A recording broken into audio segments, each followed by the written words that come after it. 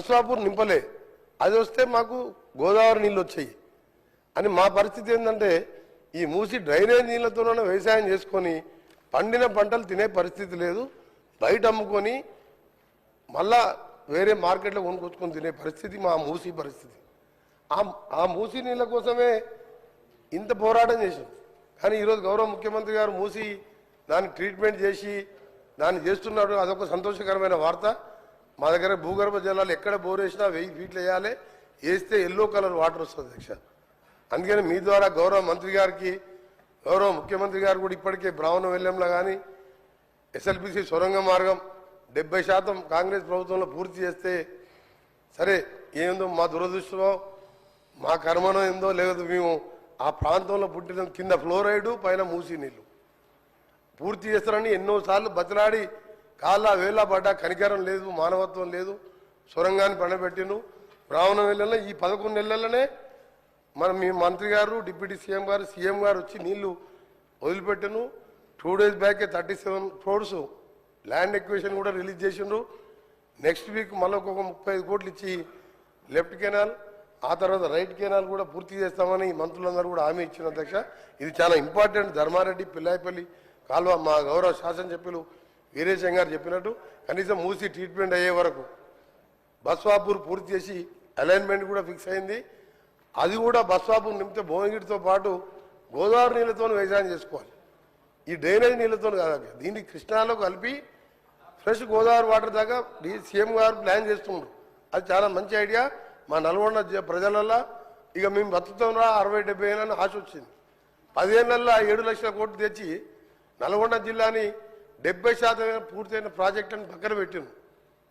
అందుకని ప్రజలు కూడా మన ఎన్నికల్లో సరిపోయిన బుద్ధి చెప్పి ఎక్కడ డిబేట్ రాలే, ఒక్క దగ్గర 2-3 వేలతోని ఏకలింగం గెలిచిండు తప్ప. అందుకనే మాకు అందరూ 60-70 వేలతో గెలిచినాం. 60-70 వేలతో గెలిచినాం అధ్యక్ష, 60-70 వేలతో గెలిచినాం. ఎందుకు గెలిచినాం అంటే సార్ కరెక్ట్ వాస్తవాలు చెప్పాలి సార్. 60-70 వేలతో ప్రతి ఎమ్మెల్యే నామినేషన్ వేస్తే 60-70 వేలతో గెలిచినాం. నల్గొండ పార్లమెంట్ సభ్యుడు భారతదేశంలో సౌత్ ఇండియాలో 5,75,000 ఓట్లతో గెలిచిందంటే మా ప్రజలు గత ప్రభుత్వం మీద ఎంత కసిగా ఉన్నారో అది ఎగ్జాంపుల్ సార్ దగ్గర. అందుకనే మీ ద్వారా మా మంత్రి గారిని, ఫైనాన్స్ మినిస్టర్ గారిని, గౌరవ ముఖ్యమంత్రి గారిని గ్రీన్ ఛానల్లో నల్గొండ జిల్లా అంటే ప్రపంచ పటంలో ఫ్లోరైడ్ నీళ్లు, మూసీ నీళ్లతో దుర్భర పరిస్థితిలో బతుకుతున్న జిల్లా. మీ ద్వారా వీళ్ళందరికీ రిక్వెస్ట్ చేస్తున్నా, మా మంత్రులందరూ కూడా సహకరించండి. 40 లక్షల మంది మా ప్రజల జీవితాలను కాపాడాలని పిల్లాయిపల్లి ధర్మారెడ్డితో పాటు గోదావరి నీళ్లు, గంధమల్ల ప్రాజెక్టు పైన మల్లన్న సాగర్ నిండా కడుపు నిండా 50 TMC నీళ్లు దాచిపెట్టుకున్న అధ్యక్ష. 20,000 పెట్టి రిజర్వాయర్ కట్టిను. ఒక్క స్లూస్ పెడితే గంధమల్ల కడితే అధ్యక్ష, నేను రైతుల గురించి మాట్లాడుతున్నా. గంధమల్ల రిజర్వాయర్ ఇట్లా గంధమల్ల రిజర్వాయర్ ఒక 3 నెలల పని అధ్యక్ష. టెండర్లు పిలిచిండు గంధమల్ల రిజర్వాయర్ టెండర్లు పిలిచి టెండర్లు క్యాన్సిల్ చేసిండు. సింగూరుకు 4,000 కోట్లు పైకి తీసుకుపోతుంటారు. మేమేం పాపం చేసినాం నల్గొండ జిల్లా వాళ్ళం? గంధమల్ల విజిట్ ఒక 800 కోట్లతోని 1.5 TMC కెపాసిటీ, 1.5 TMC కెపాసిటీతోని 1,50,000 ఎకరాలు ఆలేరు కాన్స్టిట్యుయెన్సీ లో మాకు నీళ్ళు వచ్చాయి అధ్యక్ష. దయచేసి మీ ద్వారా మా మంత్రులందరికీ, గౌరవ ముఖ్యమంత్రి గారికి, డిప్యూటీ సీఎం గారికి, ఉత్తమ్ కుమార్ రెడ్డి గారికి, మిగతా మంత్రులు సహకరించి మా జిల్లాకు అందరూ అండగా ఉండాలని చేతులెత్తి నమస్కరిస్తూ మీకు ధన్యవాదాలు తెలియజేస్తూ అధ్యక్ష. హరీష్ రావు గౌరవ స్పీకర్ గారికి దయచేసి, ఎందుకంటే ఇక్కడ పెద్దలు పోచారం శ్రీనివాసరెడ్డి గారు స్పీకర్గా పనిచేసిన వాళ్ళు కూడా చాలా మంది ఉన్నారు. Cabinet is a collective decision. నేను చాలా సంవత్సరాల నుంచి సభలో ఉన్న తప్ప మంత్రి లేచి ఇంకొక మంత్రిని ప్రశ్నలు అడిగేటువంటి సంస్కృతి ఉండదు. బికాజ్ క్యాబినెట్ అనేది ఒక కలెక్టివ్ డెసిషన్. మంత్రి అనేది ఒక పోర్ట్ఫోలియో చూసినా అన్ని శాఖలకు సమానమైనటువంటి బాధ్యతను మంత్రి కలిగి ఉంటాడు. ఇవాళ మీరు కూడా దయచేసి నేను మీతో కోరేది ఏంటంటే, మీరు కూడా ఇట్లా ఒక మంత్రి లేచి ఇంకో మంత్రిని ప్రశ్నలు అడగడానికి అవకాశం ఇస్తే అసలు ప్రశ్నోత్తరాల సమయం యొక్క దాని మీనింగే మారిపోతుంది అధ్యక్ష. దయచేసి లేని సంస్కృతిని తీసుకురావద్దు. మంత్రి అనే వాళ్ళు కేబినెట్ లో మాట్లాడుకోవచ్చు. Government is a collective decision. ఇట్లా మినిస్టర్లు లేచి అడిగే సంస్కృతి ఉండదు. నంబర్ 1. నంబర్ 2, గతంలో కూడా కోమటిరెడ్డి వెంకటరెడ్డి గారు అప్పుడు కూడా మంత్రిగా ఉన్నారు వారు. మరి వారి హయాంలోనే ఈ మూసి ఈ రకంగా జరిగింది. మీరు మంత్రిగా ఉన్నప్పుడు సరిగా చేసి ఉంటే ఈ పరిస్థితి ఎందుకు? కోమటిరెడ్డి వెంకటరెడ్డి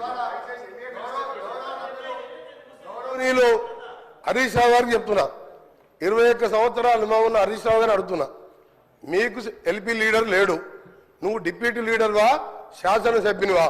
క్వశ్చన్ అవర్లో నిన్న కూడా నువ్వు బైక్ తీసుకున్నావు, మా స్పీకర్ మంచోళ్ళు కాబట్టి నీకు బైక్ ఇచ్చాను. నీ ఏ హోదాలు అడుగుతున్నావు? నువ్వు ఏ హోదాలో నువ్వు మాట్లాడుతున్నావు? నువ్వు ఏ హోదాలో గౌరవం? సార్ ఒక నిమిషం సార్, చాలా ఇంపార్టెంట్ ఇది ఫర్ ఎవర్. తెలంగాణ ప్రజలకు తెలవాలి సార్. తెలంగాణ ప్రజలకు తెలవాలి. తెలంగాణ ప్రజలకు ప్రతిపక్ష నాయకుడు సంవత్సర కాలంగా సభకు రాకపోవడం ఈ సభనే కాదు, తెలంగాణ ప్రజలని అవమానపరిచినట్టుగా ప్రజలందరూ అనుకుంటారు. అధ్యక్ష, ఈయన డిప్యూటీ లీడర్ సార్, ఇలా కార్యవర్గం ఏర్పాటు చేసినా ప్రతిసారి ఈయనకి ఎందుకు ఇస్తున్నాము అంటే మిమ్మల్ని అంటలేను, ఆయన అడిగే హక్కు లేదు, ఆయన మామూలు ఎమ్మెల్యే మాత్రమే. అందుకనే గౌరవ చెప్తున్నా, నా బాధతోని నల్గొండ ప్రజల కడుపులో ఆవేదన, ఫ్లోరైడ్ మూసి నీళ్లు చచ్చిపోతున్నారు సార్. ప్రజలు పేదవాళ్ళు, డబ్బున్న వాళ్ళు హైదరాబాద్కి వచ్చిండ్రు, డబ్బు లేని దళితులు గిరిజనులు నల్గొండలు చచ్చిపోతున్నారు. అంత కనికరం లేదు సార్ వీళ్లకు. ఎస్ఎల్బిసి సొరంగం 70% పూర్తి చేసాం. ఇరిగేషన్ మినిస్టర్ గా ఉండి ఒక్కసారి సొరంగం రాలే. ఆయన నల్గొండ గురించి కానీ నా గురించి మరి మాట్లాడే హక్కు లేదు అధ్యక్ష. ఆయన ఒక గౌరవ శాసనసభ్యుడు మాత్రమే, డిప్యూటీ లీడర్ కాదు, సిఎల్పి సెక్రటరీ కాదు, లీడర్ లేడు. వాళ్లకు సార్ మాట్లాడేది.